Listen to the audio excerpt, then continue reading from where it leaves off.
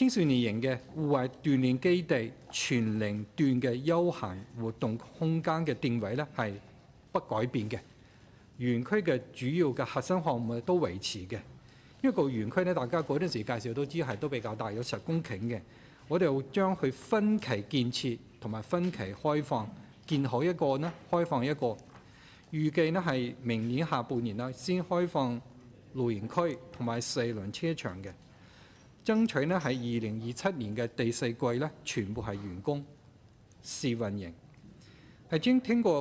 取廣泛意見咧，尤其專業團體嘅意見咧，市署咧對之前所思考嘅體驗型嘅建造嘅方法啦、材料啦、設計等方面咧，進行咗深化調整嘅，係確保項目嘅素質同埋工程質量嘅前提底下呢，以精打細算為原則，對建築設計等等咧工法用料呢進行咗優化同埋修訂調整之後呢，依家體驗型青少年型嘅預算呢，大概係5億到6億度嘅。我哋希望呢